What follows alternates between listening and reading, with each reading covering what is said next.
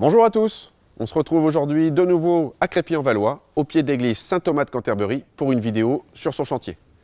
Et en l'occurrence, on va évoquer aujourd'hui une des stars du chantier de restauration, le charpentier.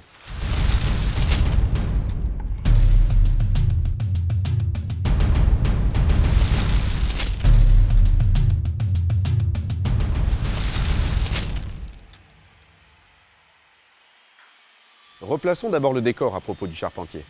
Au Moyen-Âge, c'est un des artisans les plus importants de la construction.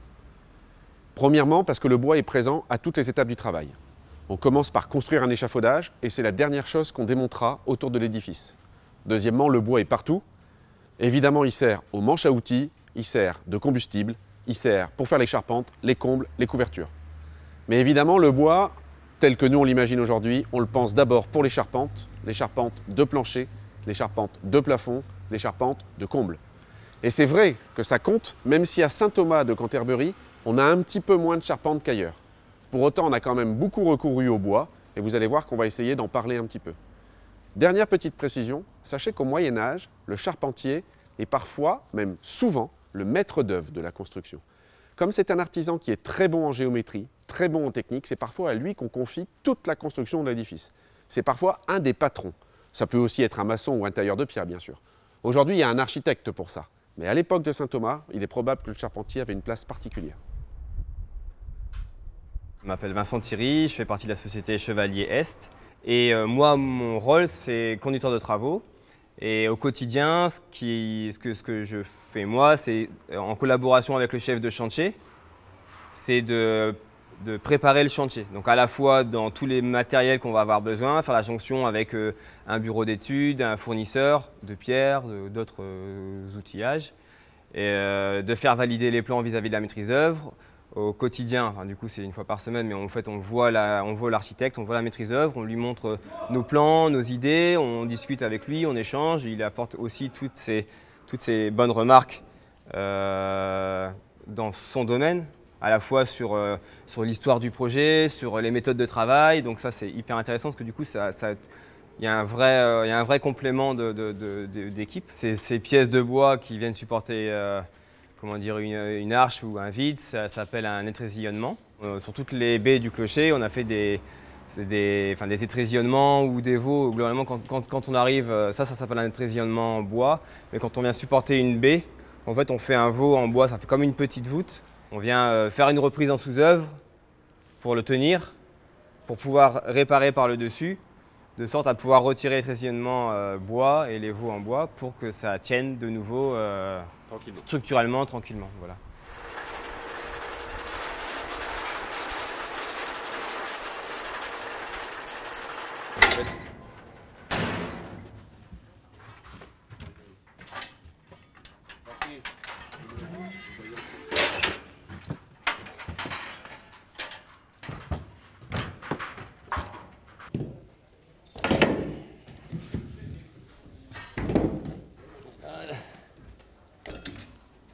Allez, donc il fait chaud. Hein. Wow.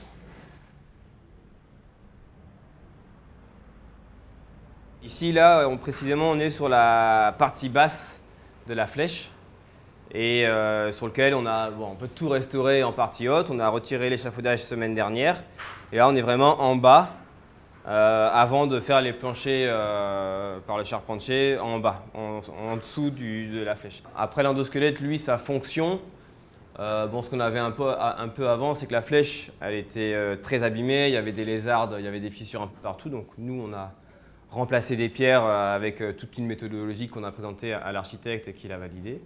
Et grâce à l'échafaudage, on a remplacé les pierres, mis les ceintures de l'endosquelette. Et l'endosquelette, lui, sa fonction, en fait, la flèche, elle a 400 ans, donc elle tient. Mais elle était un peu de biais en tête. Et elle a été fissurée. Donc en gros, on a restauré la pierre et en plus de ça, on a fait cet endosquelette pour qu'elle reparte pour 400 ans sans avoir, je sais pas, les 5 ou 10 cm qu'il y avait de décalage en tête. Alors ça, je pense que c'est un aspect intéressant du métier que les gens ne connaissent pas bien. C'est qu'en fait, quand on dit charpentier, on va imaginer immédiatement des structures bois. Oui. Et aujourd'hui, comme vous dites, il y a des boîtes qui font bois et métal. Et là, c'est le cas, on a vraiment une charpente qui mélange un peu les deux techniques, quoi. C'est un peu ça. Alors charpente métallique, ça existe En fait, énormément dans du neuf, dans des bâtiments industriels, ça existe, on fait tout en charpente métal. Mais c'est vrai que traditionnellement parlant, on parle tout le temps du matériau bois et quand on fait une maison, une charpente en maison, c'est très souvent du bois. Et dans un monument historique, effectivement, on retrouve tout le temps du bois comme c'était fait à l'époque. Et donc aujourd'hui, eux, ils allient les deux. Je taille les morceaux de bois que vous pouvez voir à l'intérieur, donc qui servent de support pour tout le plancher.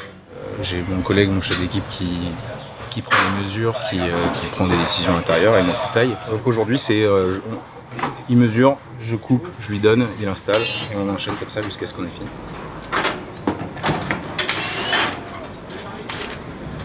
Donc là, ce que vont faire les charpentiers, une fois qu'ils auront terminé là-haut, ils vont venir ici pour sous-étayer ces grosses poutres-là.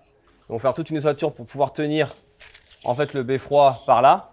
Ils vont mettre des poutres ici pour le tenir ici, de sorte à pouvoir travailler sur ces poutres-là qu'on va remplacer, sans que la cloche tombe, tout en conservant la tenue de la cloche. Donc c'est ça qui est prévu dans les 2 prochaines semaines.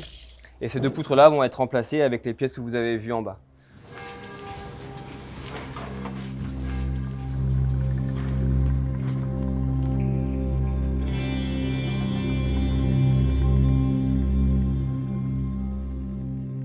C'est la fin de cet épisode qui concernait la charpenterie, et je voudrais en profiter pour pointer un élément de détail assez important, il me semble.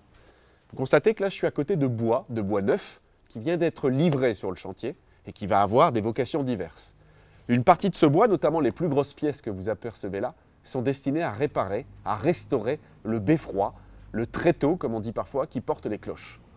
C'est intéressant parce que ça me permet de pointer du doigt le fait que le chantier, c'est aussi un approvisionnement en amont. Il ne faut pas penser qu'il y a uniquement les artisans qui travaillent, ce qu'on appelle à pied d'œuvre, c'est-à-dire sur le monument même, les maçons, les tailleurs de pierre, les charpentiers, les couvreurs. L'idée, c'est aussi de comprendre qu'il y a des gens qui interviennent en amont du processus, notamment pour produire la matière première, pour la transformer et pour la livrer d'ailleurs. Et cette matière première, elle est pensée pour ça. Dès l'origine et dès le Moyen-Âge, on exploite des carrières de pierre dans le but de la construction. On fait de la sylviculture en forêt dans le but de la construction et ces bois ont été pensés, élevés, abattus et traités pour être aménagés sur un chantier. C'est assez passionnant parce que ça vous montre que ce qu'on appelle la chaîne opératoire ne se limite pas aux gens qui sont présents sur le monument, mais qu'elle concerne beaucoup de monde, en amont comme en aval d'ailleurs.